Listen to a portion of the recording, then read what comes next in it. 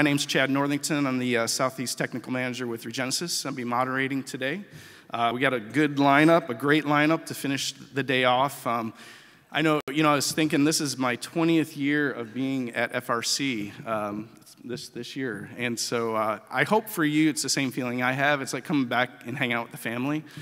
So it's my favorite conference, favorite event to come to, and always love seeing everybody. So hopefully you have the same sense about it. Well, we're going to kick off. It's Friday, right? So it's going to be Friday Fun Day. Friday Fun Day, okay? So we're not going to do bios, but we are going to do fun facts, okay?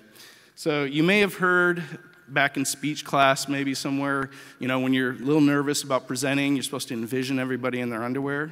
You guys remember that? Yep.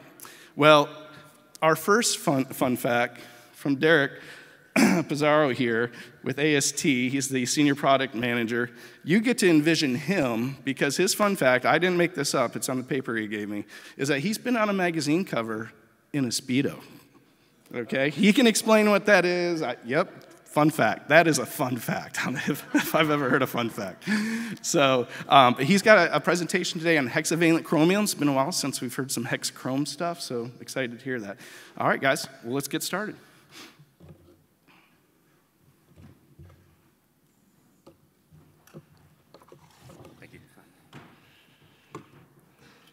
I'm sorry you have to think of me in a Speedo to finish up your Friday. I promise you I had way more hair and I look a lot better than I do right now, so it's been about 30 years. So clear that from your heads and leave it way, way off in some corner of the conference room. Well, it was between that or I could have told you that the worst injury I've ever had, and I played sports my whole life, was at church. That was another fun fact I could have used. Or that I was here 2 weeks ago on the Star Cruiser because I won a Star Wars trivia contest on a radio call-in show. So I was vetoed on the other two, so you got the Speedo one. So sometimes you win, sometimes you lose. All right, my name is Derek Pizarro. I'm a senior product manager with AST Environmental. AST Environmental is a specialty slurry injection contractor. I am based out of Philadelphia. We're headquartered, though, in the beautiful bluegrass of Midway, Kentucky. Home of horses, bourbon, obviously bluegrass, and also good music. So next time any of you are in the area, feel free to stop by. Our house is always open to you. I'm going to focus today on it's kind of going to be like a walk through a case study. And I'm still calling it a case study, though there's been a lot redacted from this for specific reasons due to the nature of the client. But I still think you're going to get the gist of it, even if I can't give you some specifics that really help you or would help you understand more of the picture. We'll work through it here. So this is supposed to be a walk through a site, right? So I'm going to start with the site itself, right? Every site has lots of challenges. Every site is unique. I usually get calls, people are like, oh, I have a typical corner gas station site, right? Or what's really typical in our industry? So I always kind of like walk that back. I'm like, there's nothing really typical. I don't, no matter how simplistic you think it is. So this site here, this is in the Northeast US. It's a large hexavalent chromium plume. There are some other contaminants in various parcels, AOCs at the site, but the driver here in most portions is hexavalent chromium. They've run pump and treat, they've done removal, T&D, they've done land farming, they've done all sorts of work at this site going back 25 years. And one of the last components here is to install this PRB system to treat the middle aquifer, which is contaminated with hexavalent chromium. The upper aquifer was remediated via pump and treat and some removal, and the lower aquifer is in bedrock being managed in other fashions. We're dealing with a zone here that's a tight, silty sand, so if you're familiar with drilling up and down Appalachia, this is very similar to a tight, silty sand, but then we have a basal till layer and a medium till layer that we have to deal with as well.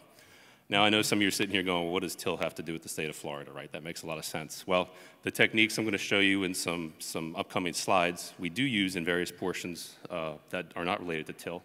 We're going to talk about something called geotap, which we use for urban fill, heaving sands, basically anywhere where it's hard to probe or impossible to probe using DPT methods. At this site here, we had to go down the depths as great as 90 feet below ground surface, so it was very hard to do. We were also trying to target a layer that had clay varves in it and also a layer of the upper till that was impacted with hexavalent chromium as well. So when this process started, they considered many different ways to go about remediating, and access was the biggest issue, right? They'd used, as I mentioned, conventional yellow iron means and methods for the upper portions. They considered fracturing, which could have been an option here, but some of the more coarser materials, especially as you get into the till, are not conducive to typical fracturing methods, especially with the slurry that we're using. So we kind of landed on high energy radial mixing.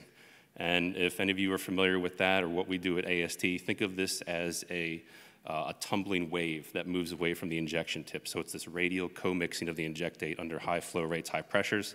I'm not an engineer, but the engineers in our company think of it as feet per minute leaving the injection tip. And for the engineers in the room, and again, I'm a geologist, this doesn't mean a ton to me, but 19,000 feet per minute is typically the exit velocity we're targeting for this type of installation and till. So, geotap. Some of you have worked with us before, have seen this, some of you hasn't. Think of this as a pre-drill method. Has anybody done something called pre-drill in the past? It's Friday, I'm gonna make you participate just a little bit to make sure you're awake. Because I know some of you are probably bouncing out to go fish, go to the beach, maybe the parks, maybe you brought your kids. Has anybody done something called pre-drill before, by a show of hands?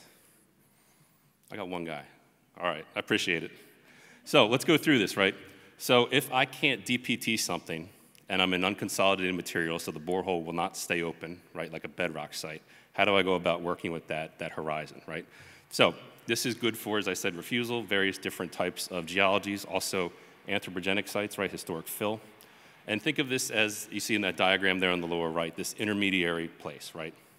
So as I move through these slides, the best way to think about pre-drill or geotap, as we've coined it, is I'm going to drill it like it's bedrock, like it's consolidated material, but then I'm going to inject it like it's unconsolidated or overburdened material. And here's a little bit what I mean by that. All right, so obviously we need the right reagent, and we'll get to that in a few minutes. At this site, we needed longevity. We're looking at transects, or think of these as modified PRBs that are going to need 30 years in between transects for treatment. So dosing and contact, right? You probably saw this a lot at this conference and other conferences. Dosing and contact are the huge drivers. The other issue is we have a slurry. The other issue, as I said, is we have a formation that will not stay open, so we can't treat it like consolidated material, and we can't treat it like it's unconsolidated material. They also looked at injection wells. Again, we are at very deep depths. If they had to do this via injection wells, you're easily looking at, for these 5 transects, at least 100, 120 injection wells. So that's not really a good way to go about handling what they're trying to accomplish here. So the other problem, and the reason we went with geotap, is when we have injection wells, we're limited by what we can force through the screen. Now, the reagent they selected at this site is a true slurry, so screens weren't an option. So injection wells came off the table very early. And really, this pre-drill method, as I'll walk you through it, is really treating this interval like it's overburdened, but the access, again, is the issue, and so that's what we're going to create, is this access. So at this site, we selected sonic. I love sonic drilling. There's a number of different reasons we selected it for this site. The main one, aside from installing these geotap points, was that we could log lithology.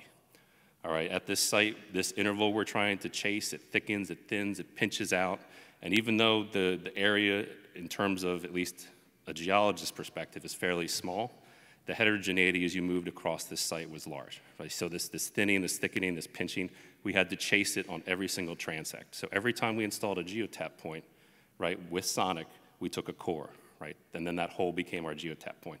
But in logging it, we were able to build these fence diagrams that allowed us to target succinct intervals in the subsurface. And that was greatly useful because at the amount of reagent we had to install here, any overdosing of the subsurface, or in the case of performance, underdosing, would be a very large detriment to the overall project. So the logging of the soils is really the reason I love sonic for this application. What we installed after that is we pulled up our tooling in 2-foot increments, and as we're doing that, we're installing an engineered bentonite backfill. All right, now you can't just yank the tooling, right? The hole collapse in a lot of cases, so you have to move slowly. So you're building sequential lifts of this engineered bentonite. And the reason I'm calling this engineered bentonite is in geotap applications, it's not always pure bentonite. We did this application at Shoal Air Force Base a couple years ago, and because of the depths and a couple of the sand units we were dealing with, we actually modified it to include grout in the mix. Sometimes we put other additives in there depending on the depth we're going to, the geologic unit we're dealing with. Sometimes it's compatibility. But bentonite is almost always in the blend to do this. Now, once we've built that bentonite column, we can DPT right through it. Typically, we use a 7822 DT. That's going to give you plenty of horsepower for most of your applications. If you're a bit shallower, you could choose a smaller rig. At the cost difference between the two, you might as well take the 78. That's a really good industry standard for us. So then we can DPT through that bentonite column just like it's overburdened. and the injections for this application proceed just like it's an overburden site. So we are injecting with overburden tips that are specific to a tight, silty sand, and we're processing through in a top-down fashion. People have asked, has this been done a lot? I'll have a map here in a few locations, but at this point, we're over 60 sites here in the US, generally on the eastern seaboard. So then the next question is, and I will preface this with, I was not allowed to show pictures of the cores from this site. So these are other examples in the region, some of these from Appalachia as well, because they give us an idea of what some clays and some silty sands and some tight materials look like. So what we have here, thank you for this pointer, by the way. What we have here are a couple examples. I'm going to start with the first here on the bottom left. There it is. So this is a coarser sand unit. Now, when you're dealing with true slurries, and not everyone in this room has probably injected a true slurry before, we hear that, well, if we're injecting in a coarser unit, we may not need the significant flow rates or the same amount of energy we would need in something that's finer, like if I'm going into a clay or a very fine silt. And that's contrary to what we need, right? Sand is actually a very good dispersant of energies, right? Think of sand filters, think of other applications where you've seen energy trying to move through significantly sized particles. Well, here, because it's a coarse sand, you can see, and this is an example from a site in Georgia, you could see that the swath, the injection tip here, creates 5, 6, 7-inch swaths of really good complete mixing within the sand unit, which is what we would expect at high energies. But then you see as it gradiates away from there, we get this gray area. That's how quickly that interval of energy gets dissipated by the formation. So when we are in these coarser units, and again with this site here, it was that sandy till. As we move further down, we have to increase our flow energy, right? Increase our flow rates to create the fluidization of the formation at that interval. And then as we move through these intervals, these are interleaving, right? Just like we would do with DPT, top-down injections, these are interleaving layers as we move point to point to point. In these other examples here, we'll take this one here, when we are in a unit with much more clay, we do see at these higher energy injections, these higher pressures, these flow rates, we do see the propagation into the dendritic pattern of the clays, propagation into the void space that does exist within those clays, so we do get distribution. And when you're in between the two with a mix of clay, silt, sand, something like that, you do get these coarser fingers that get installed away from the injection point. So you are physically inserting material into the void space of the geology. I just tried to use this as the clicker. I got 2 clickers here. I'm juggling clickers, sorry.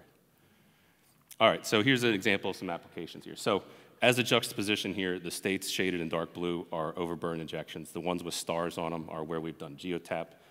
We will check off Georgia here at the end of first quarter 2023. So has this been rolled out with success? Yes. Does it apply in various geologies, as I showed you on an earlier slide? Yes. Now let's show you what we did at this site. So at this site with these slurries, right, at this site we were asked to install ferroblack. If anybody in this room has worked with ferroblack, it's a reductant. It's typically good for chrome, arsenic, various metals. There's been work done with it to mixed metal sites and CVOCs. And this reagent was selected because they had been using ferroblack on this site for over a decade. They had used it for soil mixing. They had used it in some water treatment applications. So there was really no reason to start testing some of these other reagents that you might consider for hexavalent chromium, typically iron-based, right? Now, most of the work and the design for this site stays to the left of this slide, right? So when I say slurries or true slurries, we're talking about things sized like pollen to sand size. So these are viscous, these are thick, right? This isn't like a geoprobe pump or something off the shelf from Ferguson, right? This requires very specific equipment, which we'll talk about in a second. As you move to the right side of this slide, many of you in this room have used these reactants, these reagents on this slide. You can use different types of equipment. But when you're dealing with a slurry, everything changes. And so as I go through some of these next slides with the design you might say, well, I haven't seen that before, or why would they do that? Absolutely, at the end, if that's a question for you, please ask it. All right, here's a little bit about the slurry that was selected for this. The best part about ferroblack and this site, right, and I'll show you some cores in a second, is most of our cores and most of the geology was a tan to kind of a reddish brown. So when we install ferroblack, which is a very dark gray to black material, right, and it's viscous, it's very easy to see in the cores. Now at this site, I should say it's easy to see in the cores when you're allowed to pull samples. At this site, we were not allowed to pull samples because of the various impacts to the geology and the subsurface. They did not want any more removal of soil, so we could not do this by soil cores. So the way we went about with some of our monitoring focused on using the characteristics of the slurry itself, which is a significant increase in pH and a significant decrease in ORP. When we came up with the design, we were looking at soil and groundwater from the site. And I can't stress this enough. I think Chad, I think some others have talked about pre-design, evaluation, testing. We're going to stress that here.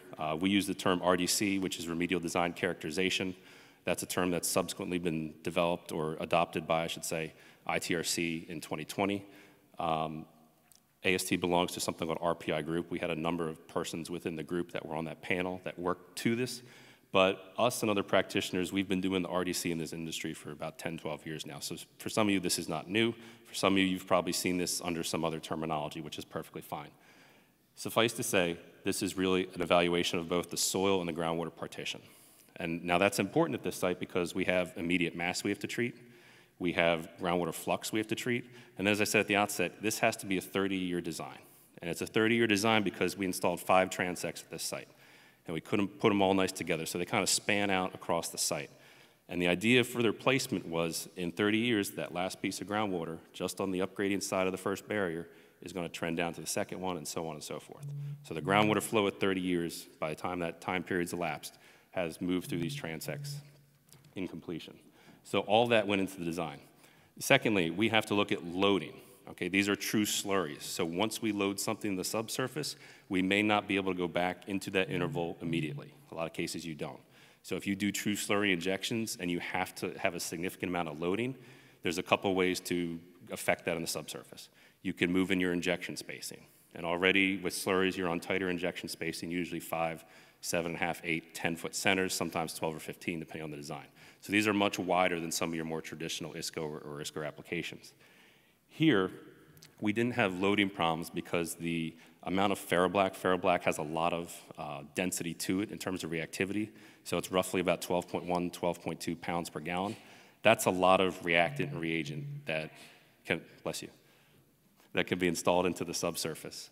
So we didn't have a design concern from the loading standpoint. We had concerns about the actual spacing. Because as I said, 5 transects across a site that they gauge on the order of tens of acres is going to be significantly difficult to control those costs. And so how we did that is we stepped out our injection centers. And each transect was slightly different. Again, it was predicated upon this RDC. It was predicated upon the soil logging, which we did at the outset to find that transect and succinctly tie into it. But within that, depending on the loadings that we had to install, we could do it anywhere at 15, 20, 25, or 30 feet. Now that's a lot of distance to go between injection centers if you don't have the right pump, especially with a slurry. And I'll show you how we did that in a few slides. So here's our installation. Slurry is not your typical injection setup, right? I told you we started out with sonic, right? For the reasons I mentioned on some previous slides, it's fast, right? If you've never used sonic, it is fast, especially in challenging geology. That allowed us to log the soils. Now, what we also did during this pre-installation process, this allowed us to put in an evaluation point, or points, I should say, within each transect.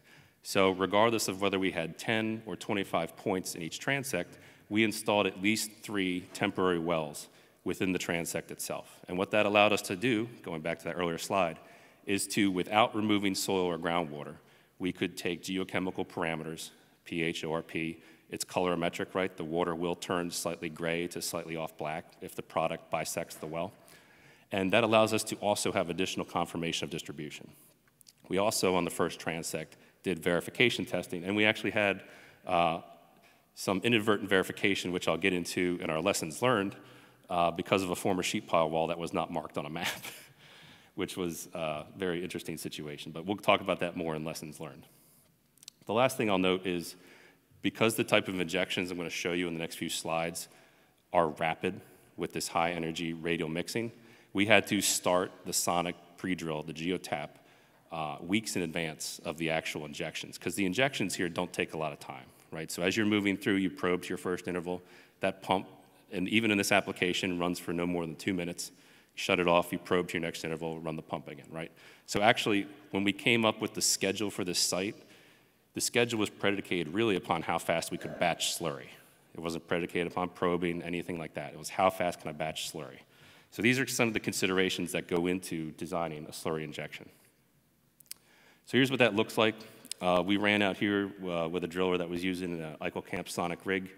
I don't have a preference. The GeoProbe rigs are good too. One of the reasons I do like the IcoCamps though is, and I got to give a number of the manufacturers that are trending this way credit, is with all the rod handling we have to do, there are rigs out there like this one that have a lot of automated handlers, which make it safe, very safe, make it expeditious. So I know that maybe the type of rig you bring out or the type of Sonic rig or even DPT rig you bring out may not matter. There's like little differences between all the manufacturers that may give you a leg up.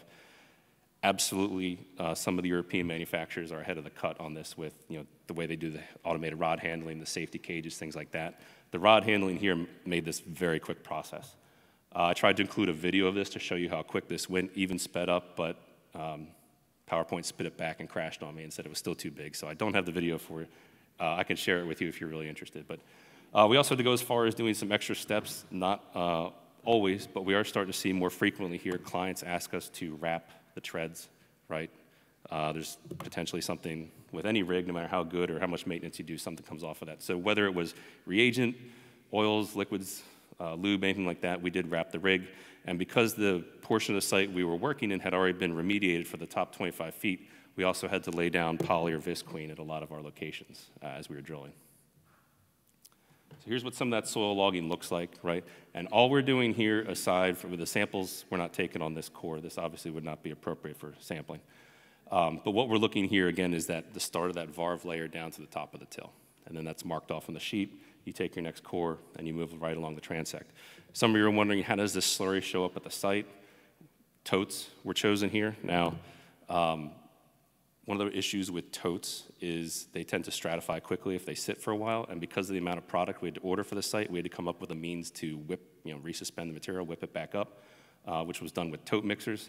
But because of the amount of product we needed and the short supply of totes, again, things you don't think about as a geologist or engineer all the time, supply of totes, even in a post-COVID world, whatever that means, that was a scheduling thing for us. So we preloaded the site with material, had to think about resuspending the reagent. So after we built the geotap points, we've got the product on site. We're coming back out. We've got the 7822 rig. We're using 2¼ inch rods that are pre-strung. So we have something called a rod cart, right? It's basically a turntable with the pre-strung rods on it. We aren't, we could do these injections with, say, smaller size diameter rods, but with the amount of material we're putting in the ground here and the amount of, say, traffic on site, a rod cart's a good way to go. I'll show you the pump we used in a second here. It's something called a triplex pump. It comes straight from the unconventional gas industry. We have repurposed it for injection in an application such as this over great distances, but also in fractured bedrock. And I know some of you in this room probably worked with fractured bedrock before, and you're sitting there, boy, he's got a truck that's for 2,000 PSI gauge. For rock, he's probably cracking rock. I just want to preface it with, no, that's just propagation energies. We absolutely, if we're doing fractured rock, for those of you in the room doing fractured rock, we are not cracking rock. That doesn't help us. So here's a little bit more about what that setup looks like. The pump is contained inside this Kenworth T800. It runs off the PTO. So when we need to change flow rates or pressures, we literally just shift gears, right? Hop up in the truck, pop the clutch, change the gear, and then that affects the triplex pump inside of there. This is the batching trailer that goes with it. It's dedicated. And once all that energy leaves that trailer, it flows through specifically designed hoses here that reach our injection head, and that's driven down with a DPT, that's a 7822 rig, driven down to depth that way. And I keep using the wrong remote.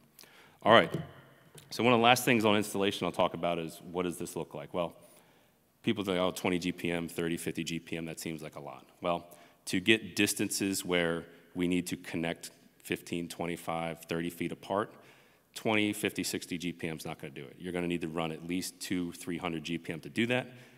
You need a truck and a pump like that to do it. So if you're trying to figure out what this looks like, you can see the vast difference, and just an order of magnitude and just the energy associated between a difference of 20, 25 GPM and 200, 250 GPM.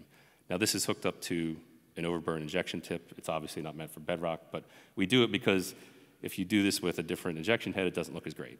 But you run it through 5/16 inch rods like this at the injection head, it looks really nice, and it's a good demonstration. All right, let's talk about lessons learned here to wrap up before we move to questions. The first thing we learned is, and probably a lot of you in the room are familiar with this, is the mess that a hurricane can make at an environmental construction site. Before we even began mobilization, we were going to originally start with 2 sonic drill rigs. Our drill was going to mob them in.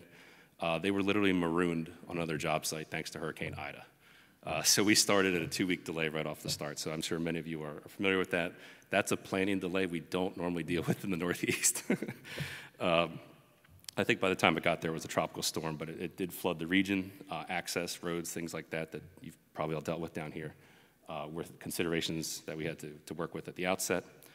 I mentioned that batching controlled our design. Usually, how fast we can probe in a geotap application controls the overall schedule of design. That was something we had to look at. And the last thing we did is we looked at different energies of injection. It's not something we typically do, but because we were doing this over larger transects, typically at the limits of what we'd done before, we did have to consider making some changes to the way we do this. So in the end, while we would typically do one-shot batch, say at 300 gallons at 300 GPM, what we ended up doing here was actually varying it. So at the lower intervals, we would do that one shot at 300 at GPM. At the upper interval, we'd do a sequential shot of 200 gallons and 100 gallons at a 150 gallon per minute flow rate. And that was really based upon the till layer and things we learned. I'm running out of time. I apologize. I stayed too long talking about hurricanes there. But in summation, we installed 34,600 gallons of ferroblack, 5 transects. It was 4 weeks of injections, took all of the month of October. And while we were out there, as I mentioned earlier, we looked at geochemistry, colorimetric changes, as our visual confirmations and monitoring continues to this day. I mentioned the changes for the shallow and the deep there. And I appreciate your time today. And we have a couple minutes for questions before we move to, I think Drew's next. Yes, we do. Actually, Sultan will be next. Sultan, sorry about that. We have a couple minutes for questions. I'd ask you to use the mic if you'd like to, so make sure we hear you. But anybody have any questions for Derek? Gonna make it easy on him? That's good. I got a 3 o'clock flight. So. I'm just kidding. No, I do have a 3 o'clock flight, but it is. All right. Okay. Well, we will move on. Thank you, Derek. Thank you, everybody. All right. Well, keeping with